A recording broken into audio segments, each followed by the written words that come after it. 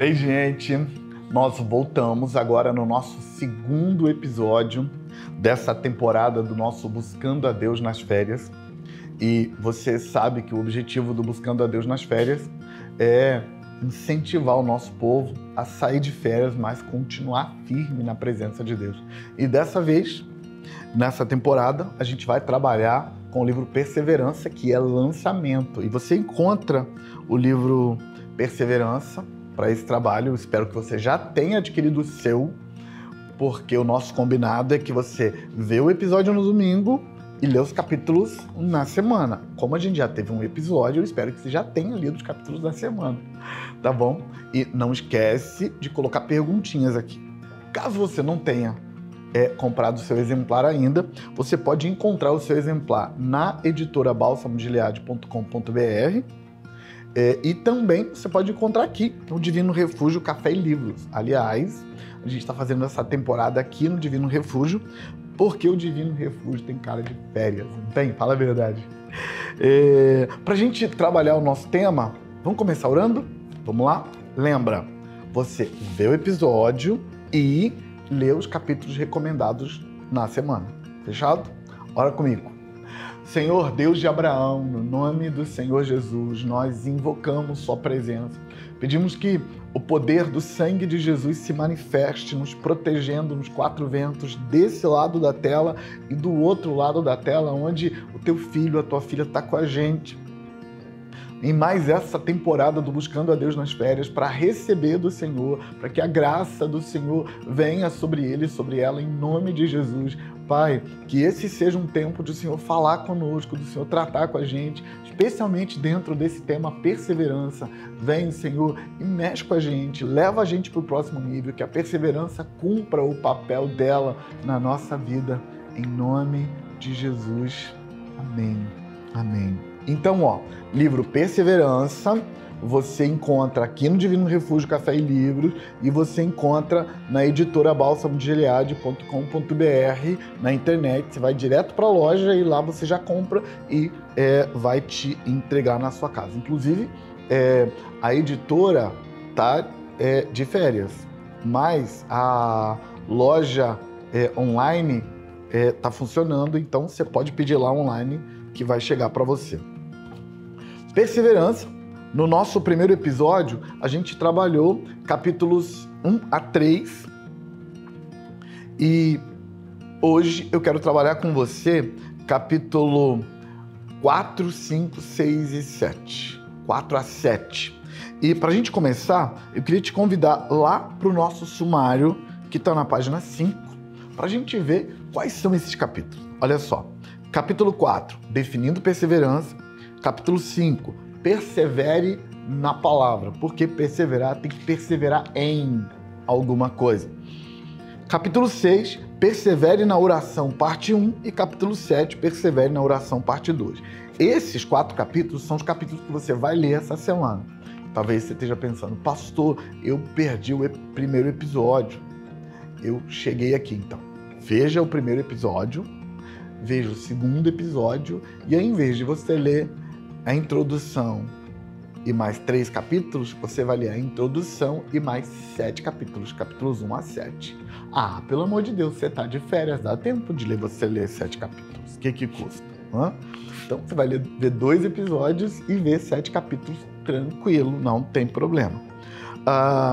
Vamos para a página 57, aonde a gente viu que o capítulo é Definindo Perseverança. E eu queria falar um pouquinho, gastar um tempinho com você falando da definição de perseverança. Eu estou trabalhando aqui a definição na perspectiva do grego, na perspectiva do hebraico e na perspectiva do latim. Eu vou pular o grego porque o grego é trivial, tá bom? Eu estou acreditando que você vai ler o livro e você vai ver a definição do grego. E eu vou direto para a definição no hebraico no final da página 57. Olha o que eu coloquei aqui, a página 57, definindo perseverança a partir da perspectiva do hebraico. Olha só. No hebraico do Velho Testamento, a palavra hebraica traduzida para perseverança na nossa língua tem a ver com encher até ficar cheio. Guarda essa perspectiva. Encher, até quando vai encher? Até ficar cheio. Essa noção não dá a perspectiva de, no final das contas, você chegou lá e encontrou a vasilha cheia. Não é essa a ideia. Na verdade, perseverar é você estar no local desde o momento em que cai a primeira gota até o momento em que a vasilha estará cheia. Ou seja, você ficou o tempo todo esperando até o recipiente encher. Você não pode colocar o balde para encher e ir cuidar da vida e depois voltar e encontrar o balde cheio ou esburrado. Não é isso, não é perseverança. Perseverança é você colocar o balde para encher e ficar lá. É você participar do processo, gota a gota, sabe? Litro a litro, até você ver o balde encher. Eu continuo nessa sequência, agora na página 58, no segundo parágrafo dessa página 58, continuo lendo ainda, estamos falando de hebraico. Sabe quando você precisa de um balde cheio de água e vai até o tanque, coloca o balde para encher, abre a torneira com o problema de cair só um pouquinho de água, você perde a paciência, deixa o balde lá e vai fazer outra coisa. Se for distraído, vai esquecer e quando voltar, a casa vai estar cheia de água. A ideia de perseverar é ficar, permanecer, sem perder a paciência. Todos querem o balde cheio, porém, o processo entre o momento em que você põe o balde e o momento em que o balde está cheio demanda perseverança e faz parte do plano de Deus para a sua vida. Então, lembra que a definição hebraica de perseverança fala de um balde enchendo gota a gota e de você ali participando do processo. Então, perseverar é participar do processo. Agora, lembra que na perspectiva divina para a perseverança não só te leva a alcançar a promessa, a perseverança muda você durante o processo. A perseverança trata você durante o processo. A perseverança te torna uma versão melhor de si mesmo durante o processo. Então, se a perseverança não te torna uma pessoa melhor, então não é perseverança, é outra coisa. Deixa eu pular, então, e ir com você para a página 59, que é a página seguinte. A gente ainda está definindo perseverança, só que vamos pensar na perseverança agora na perspectiva do latim, porque a palavra perseverança que chega para nós no português, ela não veio do grego nem do hebraico. A gente vai lá no grego e no hebraico, porque nós lemos a palavra perseverança na Bíblia, e a Bíblia foi escrita Velho Testamento em hebraico, Novo Testamento em grego. Algumas pessoas dizem que a Bíblia foi escrita em hebraico, grego e aramaico. Aí você pergunta, o que na Bíblia foi escrito em aramaico? Tem algumas pequenas porções da Bíblia, por exemplo, capítulo 4 do livro de Daniel, em que está escrito lá que o rei escreveu o capítulo 4, que não foi Daniel que escreveu o capítulo 4, Daniel pegou uma carta do rei Nabucodonosor e está escrito que ele escreveu aquela carta lá em aramaico. Só que em lugar nenhum esse aramaico apareceu. Quando o texto de Daniel foi encontrado, foi lido, foi visto, ele já estava tudo em hebraico. Então, inclusive o capítulo 4, que o rei diz que era aramaico, está escrito lá em hebraico. Então, o básico do Velho Testamento é hebraico, o básico do Novo Testamento é grego. Tem alguns textos do Novo Testamento em que algumas pessoas acreditam que originalmente foi escrito em hebraico e depois traduzido para o grego. O livro de Mateus, por exemplo, o livro de Apocalipse, por exemplo, se diz que originalmente foi escrito em hebraico e depois traduzido para o grego. Mas, na verdade, ninguém tem uma cópia antiga desses livros em hebraico. Então, o que se sabe é quando já se descobriu, já estava lá em grego. Então, Velho Testamento hebraico, Novo Testamento grego. Por que a palavra perseverança para a gente é importante entender o hebraico e o grego? É importante para a gente entender o hebraico e o grego porque, como o texto veio dessas línguas para nós, na Bíblia, a gente precisa entender o que esse texto significa lá naquela língua para então entender como nós vamos aplicar esse texto na nossa língua. tá bom? Mas só falei do hebraico, porque já ajuda. O grego você vai ver no livro, tá bom? Agora quero pular para o latim, porque o latim é a língua mãe do português. E como essa palavra veio do latim, eu queria ler com você na página 59, no segundo parágrafo. Olha esse texto. Quero ainda pensar no sentido da palavra perseverança em latim, porque a língua portuguesa tem origem no latim. Perseverança é formada pelo prefixo per, que no latim servia para dar intensidade à palavra, ou para dizer que algo foi realizado do início ao fim em sua completude.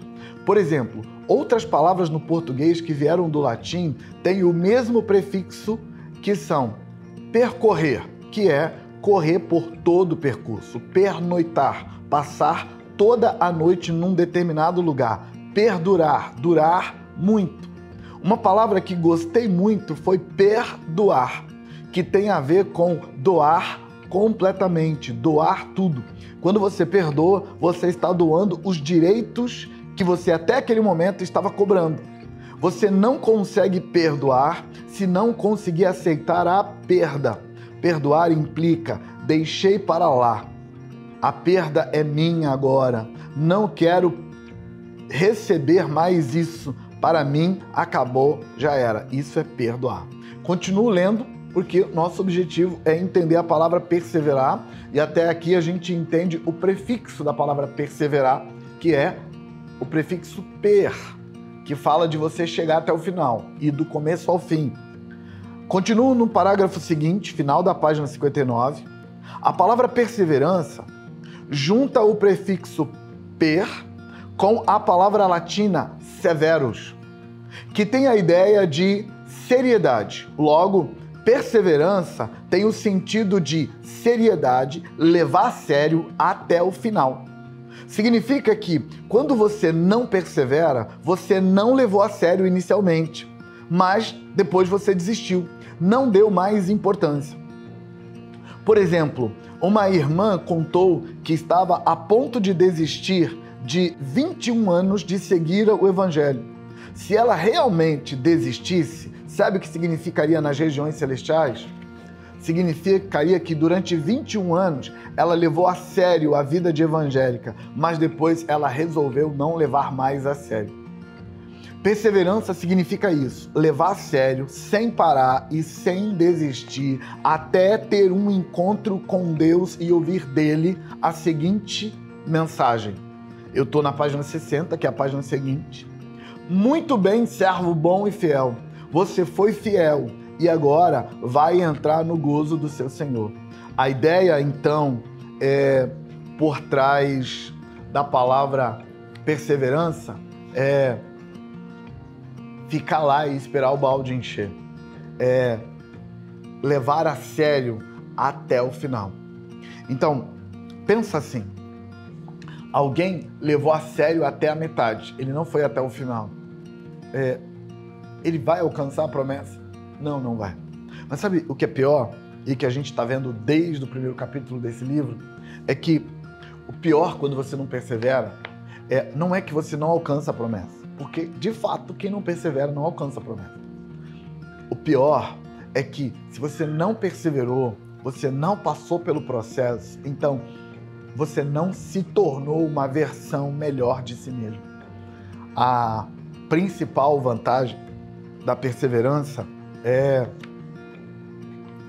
se tornar uma versão muito melhor de si mesmo. Então, capítulo 4 é uma definição de perseverança. E, gente, eu tô só arranhando a superfície. Você vai aprender muito mais lendo o capítulo todo. Peguei só 3 parágrafos, então tem muito mais. Aí já vou pro capítulo 5, para te dar uma noção do capítulo 5 também. O capítulo 5 é persevere na palavra. Porque perseverar, tem que perseverar em. Perseverar numa verdade, perseverar numa revelação, perseverar numa promessa, perseverar em alguma coisa. E aí o capítulo 5 fala sobre perseverar na palavra. Ele começa com Hebreus 10:36, que é o texto no qual o livro inteiro está baseado. Vocês precisam perseverar de modo que, quando tiverem feito a vontade de Deus, recebam o que ele prometeu.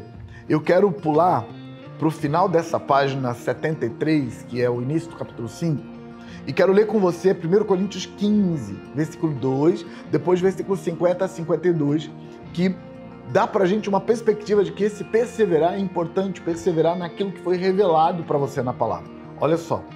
Por meio desse evangelho, vocês são salvos. Desde que, nota que tem um desde que aqui. Por meio desse evangelho, vocês são salvos, desde que se apeguem firmemente à palavra que lhes preguei. Caso contrário, vocês têm crido em vão. Irmãos, eu lhes declaro que carne e sangue não podem herdar o reino de Deus. Nem o que é perecível pode herdar o imperecível. Eis que lhes digo um mistério: nem todos dormiremos, mas todos seremos transformados num momento, num abrir e fechar de olhos, ao som da última trombeta, pois a trombeta soará, os mortos ressuscitarão incorruptíveis e nós seremos transformados. Paulo está colocando como condição para a gente participar daquele dia em que Deus vai nos recompensar, nos transformando, nos dando um corpo incorruptível e nos levando para morar eternamente com Ele. Deus está nos levando a entender que participar daquele dia implica em perseverar na palavra. E o que é perseverar na palavra? Perseverar na palavra significa que um dia Deus revelou uma palavra para você e você creu. Na sequência dessa revelação da palavra, você vai escutar outras coisas. Você vai ser contraditado, sua fé vai ser atacada, sua verdade vai ser questionada. E muitas vezes sua fé vai ser questionada por gente que é melhor de argumento do que você. Muitas vezes sua verdade vai ser questionada por gente que tem mais conhecimento do que você. Deixa eu te contar uma coisa. Tem gente que ele é tão bom de argumento que ele consegue provar para você que você não existe. E você olha para si, você está vendo que você existe, você está vivendo a sua existência, mas você diz, você sabe que ele tem razão? E aí a sua fé é questionada e você fica com medo de ter acreditado em vão. Essa é a hora da perseverança. A perseverança, ela toma a postura de aceitar a verdade que Deus deu, porque Deus deu. Independente de eu ter inteligência, de eu ter capacidade argumentativa, de eu ter treinamento filosófico para pensar a altura do meu argumentador, independente de eu ter essas ferramentas ou não, eu sei em quem tenho crido e eu sei qual foi a verdade revelada a mim e eu me recuso a abrir mão disso.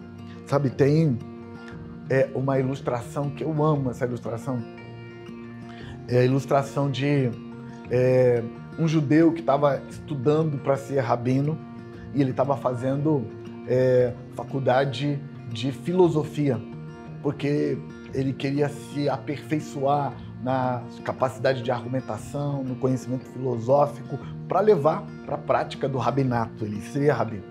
E ele tinha um colega que também estava estudando filosofia na mesma sala que ele, no mesmo curso de filosofia que ele. Só que o amigo dele era ateu e estava estudando para ser professor de filosofia, para ser filósofo. E os dois eram muito amigos, eles amavam entrar madrugada adentro, discutindo filosofia, principalmente na área da disputa entre as crenças. E eles entravam noite adentro discutindo filosofia regado a vinho.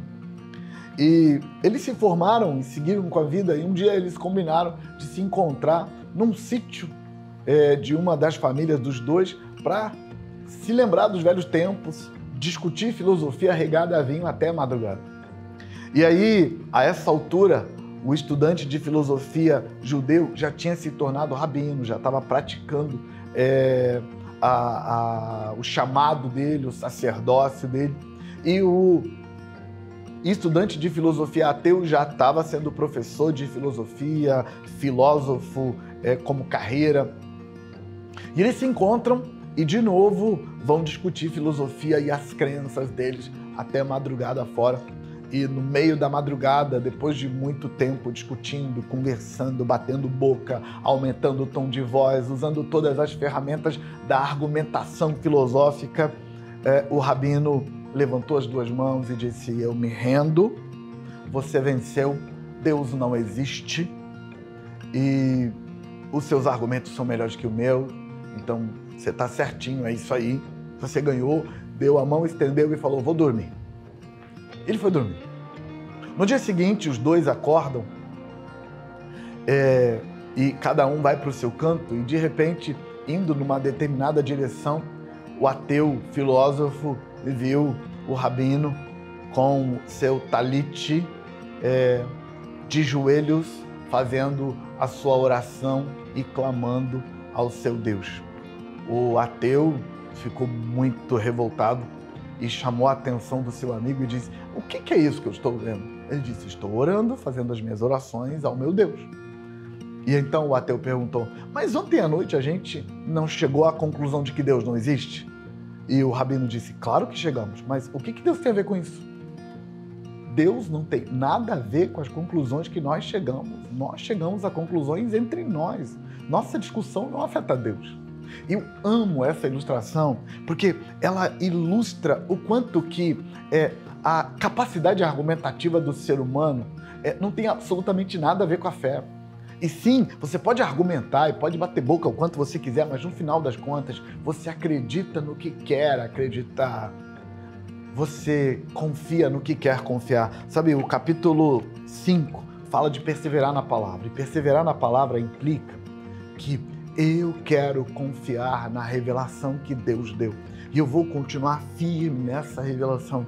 E eu vou entender que tem gente por aí que é melhor de argumento do que eu, que estudou filosofia e as técnicas de argumentação mais do que eu, que sabe usar a capacidade do QI mais do que eu consigo e que consegue provar para mim que a minha argumentação está errada.